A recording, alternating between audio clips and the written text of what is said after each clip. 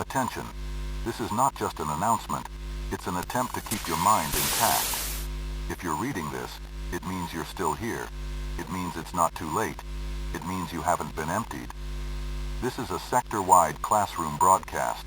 It doesn't matter what subject you're in. It doesn't matter who's standing at the front of the room. You need to read this, slowly, without sudden movement, without drawing attention.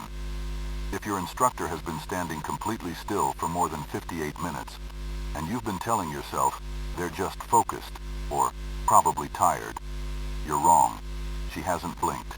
She hasn't breathed. She hasn't moved since the moment you entered. And what's worse, she hasn't spoken. Not really. Her lips moved once when she called your name, but her mouth didn't open. Still think this is normal? Then tell me this. When did you last check the time?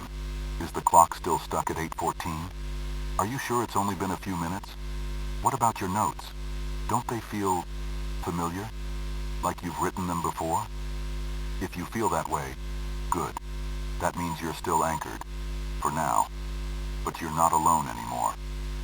3 students in the front row are already matching her stance. One is smiling, blankly. Another is holding a pen but hasn't written anything in ages. And the third just stares. They aren't copying her. They're sinking. We call this the absence phenomenon. It doesn't spread through air, contact, or even thought. It spreads through stillness, through prolonged silence, through that slow erasure of will that feels like peace, but isn't. If you break this illusion, if you're the one to speak, to move, or worse, to leave, you become the next. Not all at once. Number. It's gradual.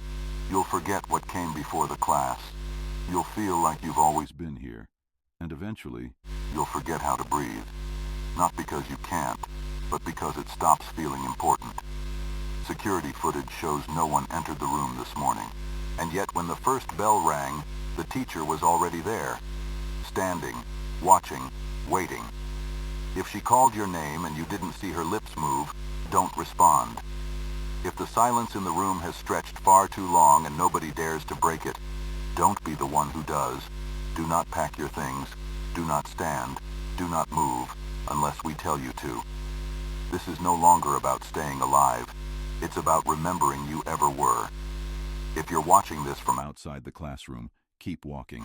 But if you're reading this from inside, you haven't moved in 10 minutes, and neither has she.